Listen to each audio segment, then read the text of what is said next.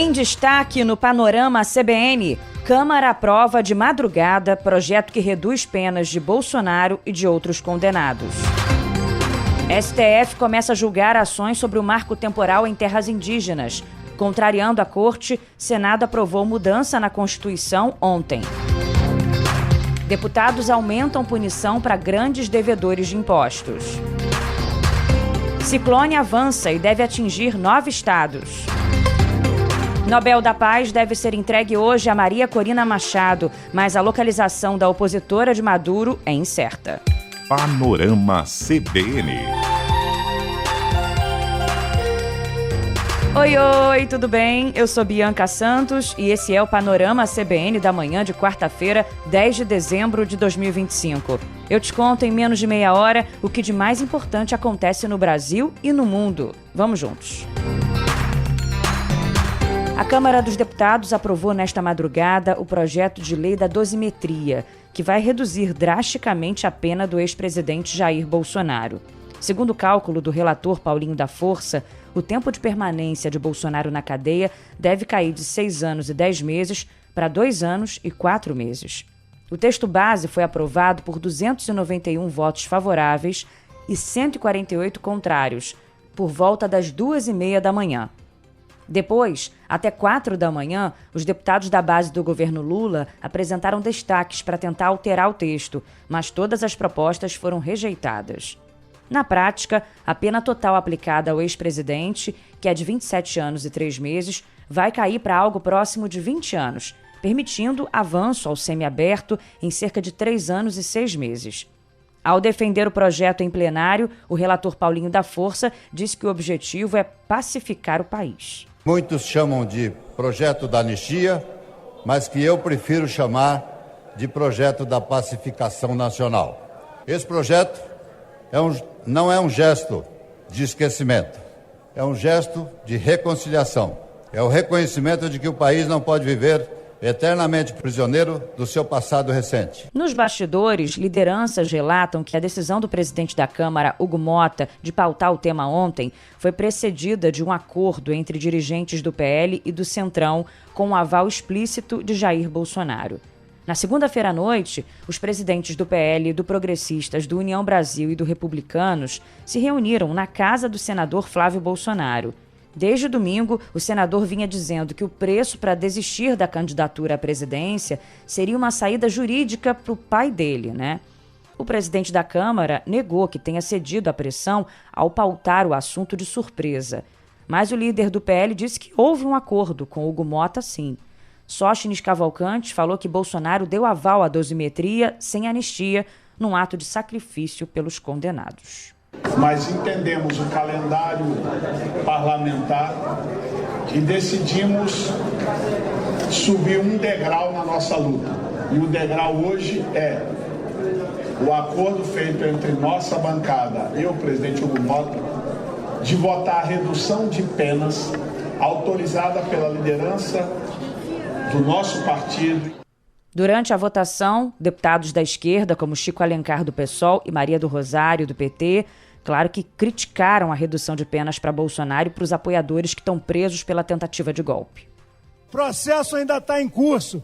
É a anistia ou farsa da anistia ou do indulto ou da diminuição de penas mais céleres da história republicana. Isso tem um nome: consagrar a impunidade, aval à tentativa de golpe, atentado reiterado agora por parte do parlamento contra a nossa ainda frágil democracia. Vamos dizer não a essa farsa, a esse golpe. Uma dosimetria diferente, na qual o crime de golpe de Estado, os crimes de abolição violenta do Estado Democrático de Direito, terão para Jair Bolsonaro a redução de 27 anos para 2 anos. No final da votação, pouco antes das 4 da manhã, o presidente da Câmara, Hugo Mota, elogiou o relator Paulinho da Força e justificou a aprovação da dosimetria. Nós precisamos virar essa página. Nós precisamos entrar o ano de 2026 com novos assuntos, com novos projetos. E é justamente por causa disso que essa presidência decidiu pautar a matéria e construir essa votação no dia de hoje. Uma votação que desagrada, sim, a bancada do governo, a esquerda, a direita também não está 100% satisfeita, e eu quero dizer que quando isso acontece, eu penso que nós estamos fazendo o que é correto para o Brasil. O que essa casa fez hoje aqui não foi para agradar um dos lados, mas foi para dizer que é sensível, sim, a pessoas que receberam penas exageradas, que não cumpriram um papel central no que aconteceu no dia 8 de janeiro. E por aí foi. E no Senado, o presidente Davi Alcolumbre prometeu votar o projeto da dosimetria ainda este ano. Já o presidente da Comissão de Constituição e Justiça, Otto Alencar, falou que a proposta deve ser discutida presencialmente, sem atropelos. Caso o Senado também aprove o texto, aí o projeto seguirá para a sanção ou para o veto do presidente Lula.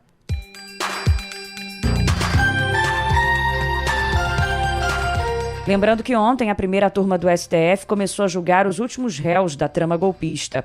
E a Procuradoria-Geral da República pediu a condenação dos 6 integrantes do Núcleo 2. O julgamento vai ser retomado na semana que vem, com os votos dos 4 ministros. Ontem, os advogados do ex-presidente Jair Bolsonaro também pediram autorização ao ministro Alexandre de Moraes para que ele deixe a Superintendência da Polícia Federal, onde está preso desde o dia 22, para passar por novos procedimentos no hospital. Relatórios médicos apresentados pela defesa indicam internação imediata com duração de 5 a 7 dias.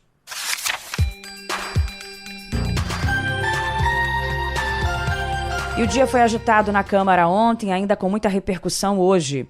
A Câmara deve votar a cassação do mandato do deputado Glauber Braga, do PSOL, nesta quarta-feira. A votação foi mantida na pauta pelo presidente da Casa, Hugo Motta, apesar do protesto do deputado ontem, que terminou numa grande confusão. Glauber Braga ocupou a cadeira da presidência da Câmara e foi retirado à força pela Polícia Legislativa. Eu vou me manter aqui, firme, até o final dessa história. Se o presidente da Câmara dos Deputados quiser tomar uma atitude diferente da que ele tomou com os golpistas que ocuparam essa mesa diretora e que até hoje não tiveram qualquer punição, essa é uma responsabilidade dele. Eu aqui ficarei até o limite das minhas forças. Até o limite das minhas forças. Tira! E vão me tirar aqui na porrada, é isso? O chefe da Polícia Legislativa... Não faça isso, gente. Não faça isso. Não faça isso. Não encosta na tela, não. E aí começou uma gritaria, um empurra-empurra, agressões. E numa decisão inédita, o presidente da Câmara, Hugo Motta, mandou cortar a transmissão da TV Câmara e retirar a imprensa do plenário para não registrar a ação da polícia. Além do cerceamento do trabalho da imprensa em plenário, os policiais e seguranças da Câmara agrediram jornalistas que tentavam falar com Glauber Braga. Vai recuar! Vamos recuar! Gente, vamos tirar aqui, todo mundo, vamos tirar. Recuar!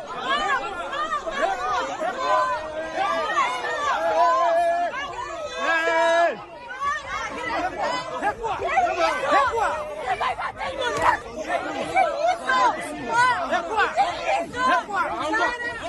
Uma cena lamentável. Os deputados Glauber Braga, Sâmia Bonfim e Célia Charibá, do PSOL, registraram um boletim de ocorrência na Polícia Civil do Distrito Federal. Glauber falou que teve o braço lesionado e o paletó rasgado enquanto estava sendo expulso da mesa diretora. O deputado questionou a truculência da polícia da Câmara e o tratamento desigual liderado por Hugo Motta contra protestos da direita e da esquerda. Precisava disso aqui, precisava atacar as deputadas, precisava de uma ação violenta e forçada, porque com os golpistas que sequestraram a mesa, sobrou docilidade. Agora com quem não entra no jogo deles, é porrada. Os caras ficaram 48 horas, eu fiquei algumas poucas horas, e já foi o suficiente para esse tipo de ação. O líder do PT na Câmara, Lindeberg Farias, chegou a pedir a renúncia de Hugo Motta da presidência, que, segundo ele, vem protelando para cassar o mandato de deputados da direita condenados pelo STF. Vossa Excelência está perdendo as condições de continuar na presidência dessa casa. Porque Vossa Excelência está cometendo crime de responsabilidade e prevaricação no caso da Carla Zambelli e no caso do delegado Ramagem. Depois da confusão, Hugo Motta criticou o protesto de Glauber Braga, disse que os excessos contra a imprensa serão apurados, mas defendeu a ação truculenta da Polícia Legislativa. A cadeira da presidência não pertence a mim, ela pertence à República, pertence à democracia. E nenhum parlamentar está autorizado a transformá-la em instrumento de intimidação, espetáculo ou desordem. Quem se diz defensor da democracia, mas agride o funcionamento das instituições, vive da mesma lógica dos extremistas que tanto critica. A minha obrigação como presidente desta casa é proteger o parlamento. E foi isso que fiz ao seguir rigorosamente os protocolos de segurança e o regimento interno. Determinei ainda a apuração de todo e qualquer excesso cometido contra a cobertura da imprensa. O chefe da Polícia Legislativa, Marcelo Guedes, falou que a ação contra a imprensa foi uma ordem do próprio presidente da Câmara, esse aí, Hugo Motta. E várias entidades, como a Associação Brasileira de Emissoras de Rádio e Televisão, a Associação Nacional de Jornais e a Federação Nacional dos Jornalistas, condenaram o cerceamento ao trabalho da imprensa e a violência cometida pela polícia e os seguranças da Câmara. E para fechar aqui essa parte, a Comissão de Constituição e Justiça da Câmara também deve votar hoje o parecer contra a cassação de Carla Zambelli, que está presa na Itália. E o presidente Hugo Motta afirmou que o deputado Eduardo Bolsonaro já atingiu um número de faltas suficientes para perder o mandato. Essa daqui tem a ver com economia. Deputados também aprovaram, por 436 votos a 2, o projeto que define punições para devedores contumazes. A proposta também cria novas regras para a atuação no setor de combustíveis, com o objetivo de combater a lavagem de dinheiro. Esse texto, que vai à sanção presidencial, cria regras gerais para a identificação e controle dos contribuintes que sonegam impostos de forma intencional e reiterada. O relator do projeto, o deputado Antônio Carlos Rodrigues, que é do PL, rejeitou todas as emendas e manteve o texto aprovado por unanimidade no Senado em setembro. O projeto tramita há 8 anos no Congresso e só voltou aos holofotes após a Operação Carbono Oculto, uma ação que foi comandada pela Polícia Federal, que investiga um esquema bilionário de sonegação e lavagem de dinheiro no setor de combustíveis e em fintechs ligadas a facções criminosas, como o PCC. E o governo editou um decreto que abre caminho para um aporte do Tesouro Nacional nos Correios. O documento inclui novas possibilidades de soluções para estatais não dependentes em crise. Para garantir a meta de voltar ao azul em 2027, os Correios terão de passar por uma reestruturação que requer um ajuste entre 6 bilhões e 8 bilhões no orçamento anual, entre cortes de gastos e aumento de receitas. Segundo pessoas próximas à estatal, esse é um número similar ao que está sendo calculado pela diretoria da estatal e é visto como muito desafiador por analistas. E o Comitê de Política Monetária do Banco Central se reúne hoje e deve manter a taxa básica de juros em 15% ao ano. Essa é a expectativa dos economistas do mercado financeiro. Se confirmada, essa vai ser a 4ª manutenção seguida da Selic. Esse é o maior patamar em quase 20 anos. O anúncio da decisão da autoridade monetária ocorre após as 6 da tarde.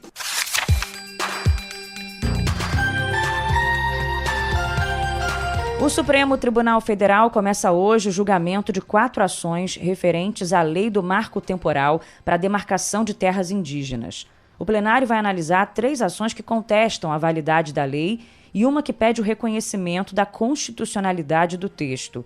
Todos os processos estão sob relatoria do ministro Gilmar Mendes. A tese do marco temporal, para você entender ou retomar aqui, estabelece que povos indígenas só poderiam reivindicar territórios que ocupavam ou disputavam em 5 de outubro de 1988, data da promulgação da Constituição. Em setembro de 2023, O STF julgou inconstitucional a aplicação dessa tese para demarcar terras indígenas em decisão com repercussão geral. Ontem, contrariando o Supremo, o Senado aprovou uma proposta que inclui na Constituição a tese que estabelece outubro de 1988 como a data para a demarcação das terras indígenas no Brasil. O texto foi aprovado por 52 votos a favor e 14 contra em uma primeira votação e por 52 votos a favor e 15 votos contra na segunda votação. Antes de virar lei, a proposta também precisa ser aprovada na Câmara dos Deputados.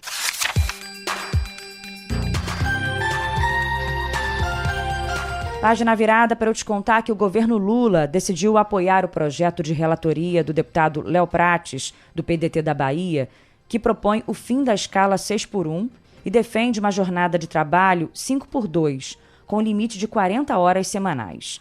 Atualmente, a lei trabalhista prevê uma jornada máxima de 44 horas semanais. O tema sobre jornada de trabalho ganhou força no movimento de baixo para cima, né? Foi uma demanda dos próprios trabalhadores, incorporada por alguns influenciadores, que conquistou apoio popular. Uma reportagem do G1 está lembrando que o Planalto começou a se engajar na pauta e abraçou o assunto, que virou uma das principais pautas do PT e de membros do governo Lula. A defesa do fim da escala 6x1 tem sido estampada em peças publicitárias petistas e também foi tema até de pronunciamento do Lula à nação. O ministro Guilherme Boulos, que foi empossado recentemente na Secretaria-Geral da Presidência, definiu o avanço do tema no Congresso como uma das prioridades da pasta que é responsável pelo diálogo do governo com os movimentos sociais. Ao lado da ministra Gleisi Hoffmann, ele é um dos principais articuladores do fim da escala 6x1. E aí hoje, Boulos vai participar de uma audiência sobre o assunto na Comissão de Finanças e Tributação da Câmara. Estão convidadas entidades patronais como a Federação Nacional da Indústria, a Confederação da Agricultura e Pecuária do Brasil e a Confederação Nacional do Comércio de Bens, Serviços e Turismo.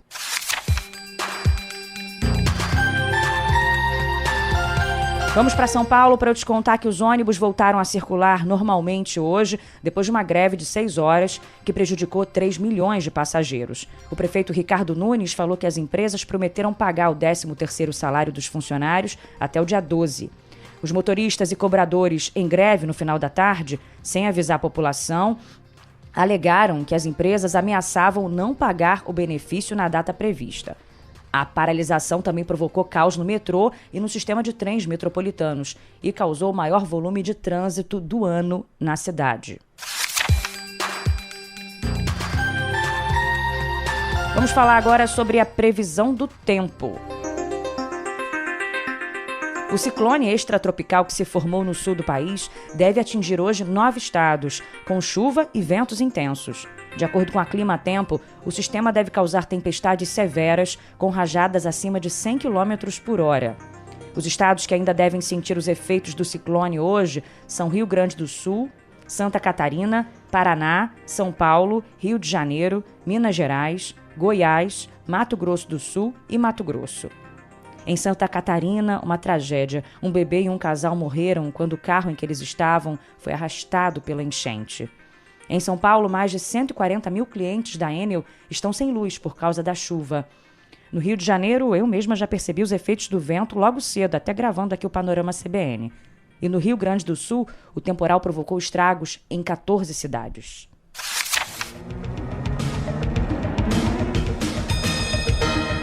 Internacionais agora. No Japão, a Agência Meteorológica Oficial alertou para o risco de um terremoto com magnitude igual ou superior a 8 atingir o norte do país até a próxima semana. O aviso foi emitido após o registro de um tremor de magnitude 7,5 na costa japonesa, que deixou pelo menos 30 pessoas feridas. Milhares de moradores precisaram sair de casa. O presidente da Ucrânia, Volodymyr Zelensky, disse que está pronto para realizar eleições no país. Ele pediu aos Estados Unidos e à União Europeia que ajudem a garantir a segurança do pleito durante a guerra. A nação vive sob lei marcial desde o início do conflito contra a Rússia, em 2022. Se não fosse o enclave, o mandato de Zelensky deveria ter acabado em maio de 2024. E Zelensky também reafirmou ontem a recusa em ceder territórios à Rússia. resistindo à pressão de Washington por um compromisso com Moscou. Estados Unidos e Ucrânia concluíram 3 dias de negociações sobre o plano de paz americano, cujo principal entrave é a proposta de que Kiev ceda a região de Donbass à Rússia, ideia rejeitada por ucranianos e líderes europeus. Demonstrando frustração, o presidente americano Donald Trump disse que Zelensky ainda não leu a proposta dos Estados Unidos. A ganhadora do Nobel da Paz, Maria Corina Machado, não estará presente na cerimônia de entrega do prêmio realizada hoje. A informação foi confirmada pela empresa de mídia estatal da Noruega, NRK.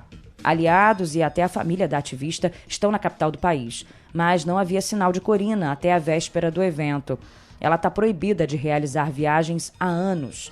Em novembro, o procurador-geral da Venezuela, que é alinhado a Nicolás Maduro, disse que a Nobel da Paz será considerada foragida se deixar o país. Então, já há também a confirmação de que ela deve receber o prêmio em Oslo, mas a localização da opositora é incerta. As dúvidas sobre a presença da ativista aumentaram após o cancelamento de uma coletiva de imprensa.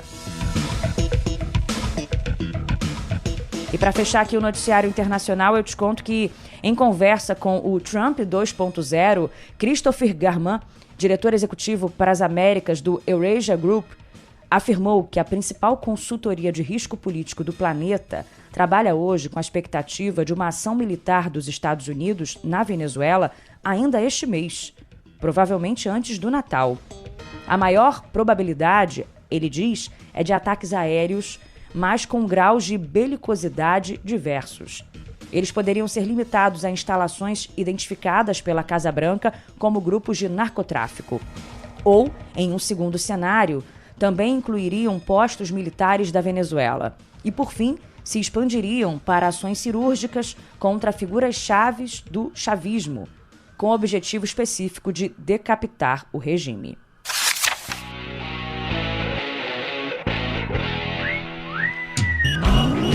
No futebol, o Flamengo estreia hoje na Copa Intercontinental da FIFA no Catar, em busca do 5º título da temporada. O time comandado pelo técnico Felipe Luiz entra em campo às 14h, pelo horário de Brasília, contra o Cruz Azul do México. Se vencer hoje, o rubro-negro vai levantar mais um troféu, mesmo não sendo ainda o título, né? Que eu expliquei ontem. A cada partida tem um troféu. Depois vai ter que passar pelo Pirâmides do Egito para chegar à final contra o PSG. Este ano, o Flamengo já venceu a Supercopa do Brasil, o Campeonato Carioca, o Campeonato Brasileiro e a Libertadores. Em Belo Horizonte, Cruzeiro e Corinthians fazem a primeira partida da semifinal da Copa do Brasil às 21h30 no Mineirão. A outra semifinal vai ser amanhã, entre Fluminense e Vasco, no Maracanã.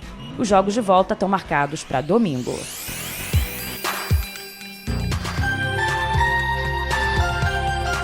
E assim vamos encerrando o Panorama CBN da manhã de hoje. Eu, nosso DJ Laerte Afonso e o nosso editor Edmilson Fernandes.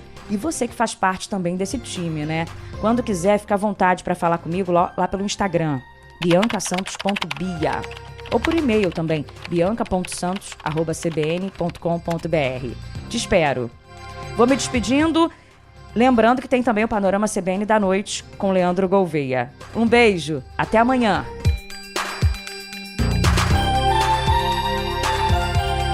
Panorama CBN. As principais notícias do dia em menos de meia hora.